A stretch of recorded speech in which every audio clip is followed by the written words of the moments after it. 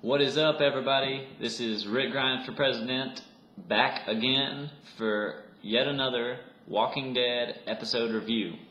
This video is a review on the episode that just went off 45 minutes ago. Say the Word. It's The Walking Dead Season 3, Episode 5. And this episode, it didn't top last week's episode, but it was really good.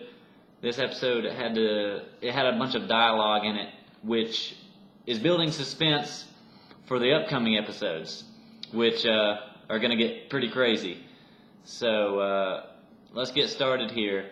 As you know, at the last episode, Lori and T-Dog are gone. The baby's still alive. So at the beginning of this episode, you see Rick going crazy. That's basically what it boils down to. He just lost his wife, so you can understand why he's going crazy. But he basically goes on a zombie killing spree. He picks up the axe that's laying on the ground, and he goes inside the prison and just starts hacking zombies' heads off. I can understand why he's doing this, but I don't feel like he should be doing it this way because it's very unsafe for him and the group.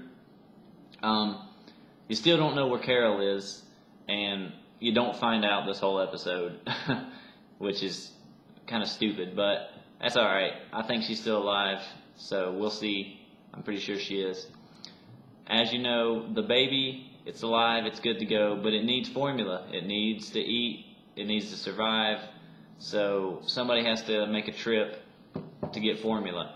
And at first, Daryl and Glenn are going to do it, but Maggie takes over Glenn's spot and says, no, I need to go with Daryl, I need to do this for Lori. And Glenn agrees, so that was really nice of him. You would think he would be like, no, don't do this, yada, yada, yada. But Maggie and Daryl go off to this superstore type place that they seen a sign for on the way there, which I don't really think they end up going there. They look like they end up going to a daycare, but I don't know. Then this is another episode where it shoots back from the prison to Woodbury, and you go back to Woodbury and you see that the governor is throwing a party.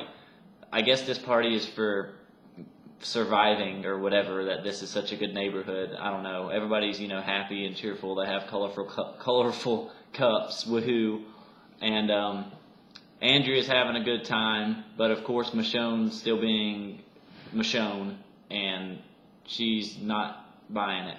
So basically what Michonne does is, instead of going to the party, she sneaks around the governor's quarters or house or room or whatever you want to call it, and she gets her sword back and she starts looking through the governor's stuff and looks through this book that has this list of names, and at the end of the list is Penny, which is in capital letters and it's underlined, and then the rest of the pages are just scribbled out.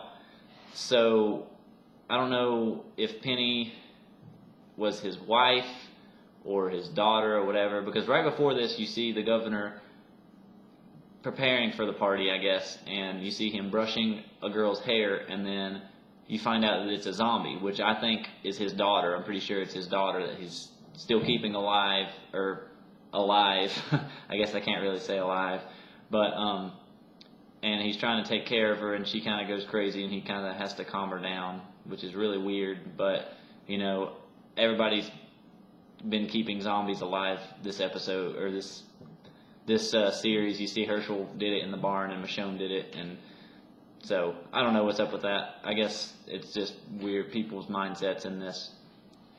Then it fades back to Daryl and Maggie. They're gone off riding into the sunset on Daryl's motorcycle, and they end up going to this, what I think is a daycare.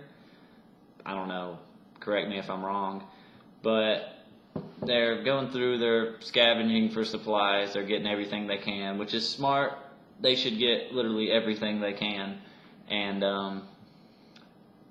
then they go to this room where I guess a bunch of kids had cut out their, paper cuts of their hands and put their names on them, and Daryl sees one that says Sophie.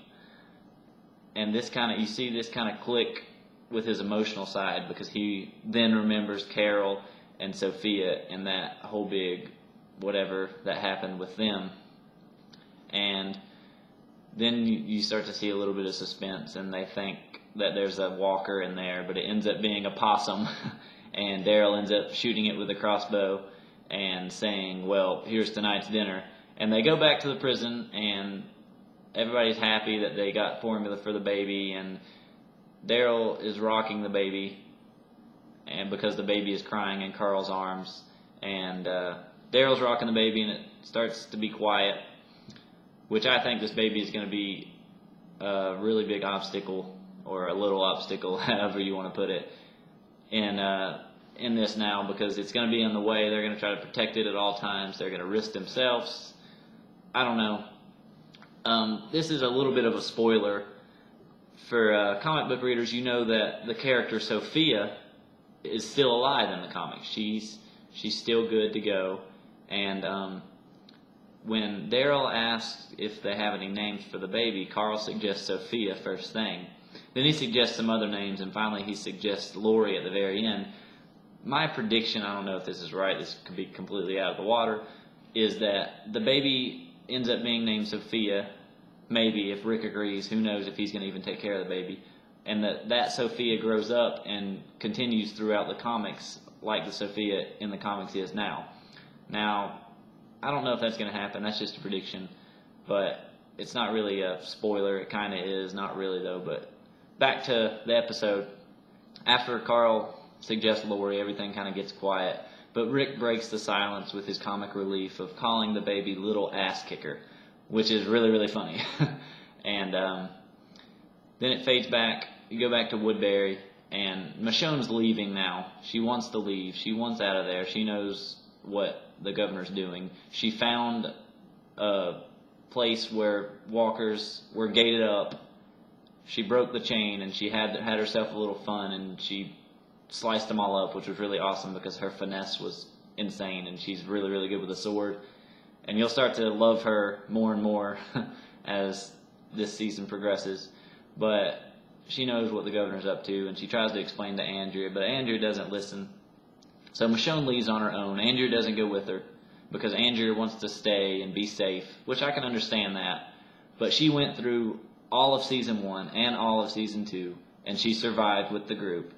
So why not do it again? I don't understand. She survived 8 months with Michonne. It can't be that bad. She got a little bit sick, but whatever. Andrea's own fault because you shouldn't trust the governor.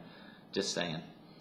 And then you see what kind of party the governor really is having. Basically, what he set up is all the residents of Woodbury are around, and he's basically having a gladiator match between Merle and this other guy with walkers chained up around them in basically a gladiator arena. And Merle is pretty much the Spartacus of Woodbury. He is the guy you don't mess with. He's the champion.